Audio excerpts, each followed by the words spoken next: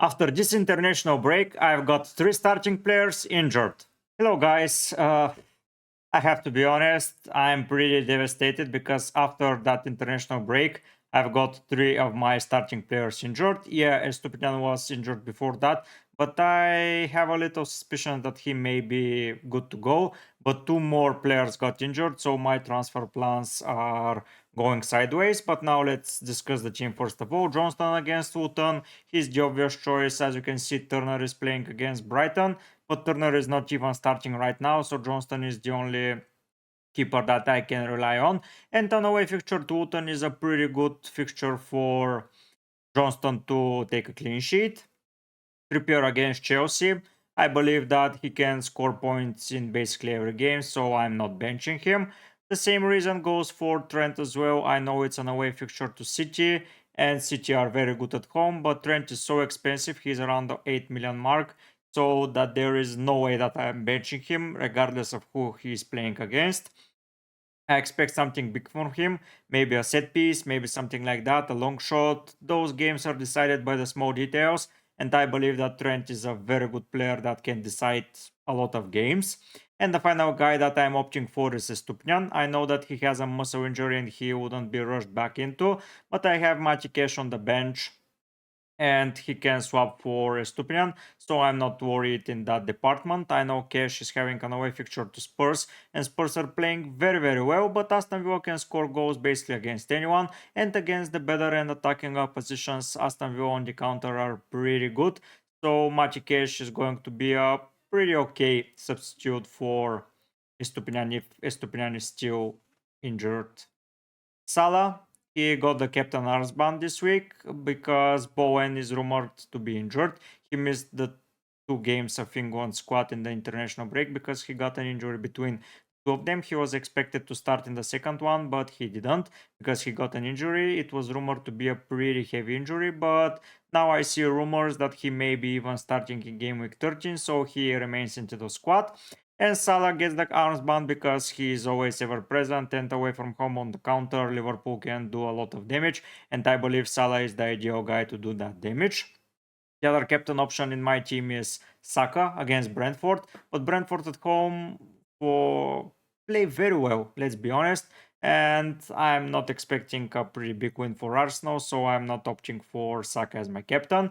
Another injury occurred, but this time for Mitoma. It looks like it's a little bit more serious, so he is in contention of leaving my side. He didn't perform very well before the international break. He was benched in a couple of games, and he basically got me only 1 assist, so I have a potential replacement for him that I'm going to discuss in the next section. But let's finish up the team right now. The final guy here is Bruno Fernandes. Bruno is part of the squad from game week 12 and he remains in 13 because he has Everton away from home. Everton are picking up the form, but after the 10 points deduction, I believe that their morale is not going to be very high, and Manchester United can capitalize on that, and Bruno can score a little bit of points for me. Up front, Alvarez against Liverpool, as I mentioned, City fixture.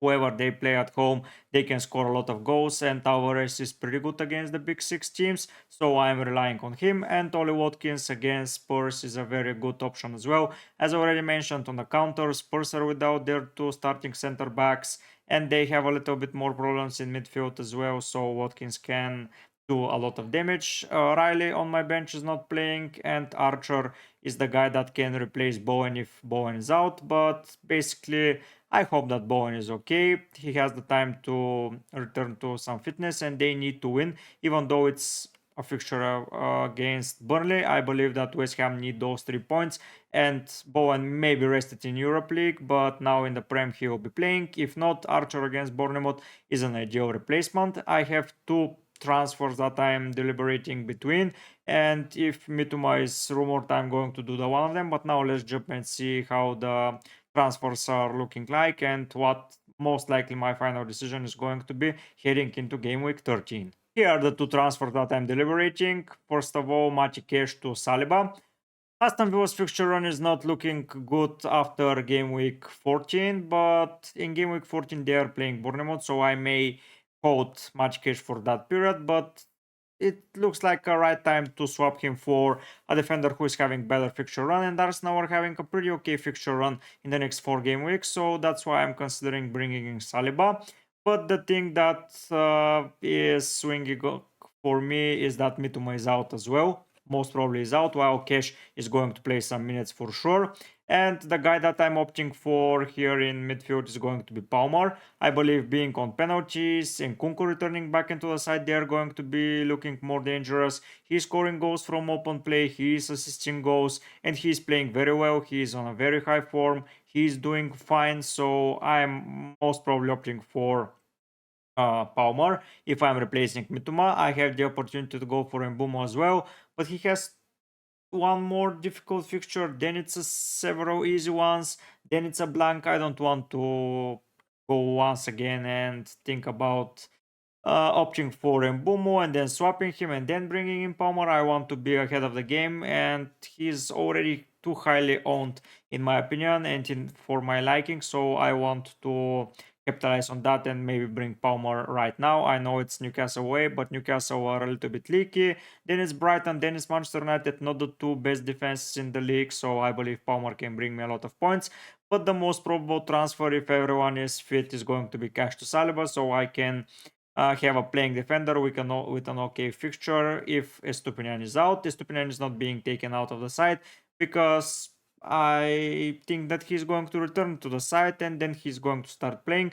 So yeah, Estupinian remains in the side. So the dilemma is between Mitoma or Cash for Saliba or Palmer, and that decision is going to be basically done at the deadline. If you want, you can tune in for my deadline stream. I'll be deadlining just before the City Liverpool game. It's going to be interesting.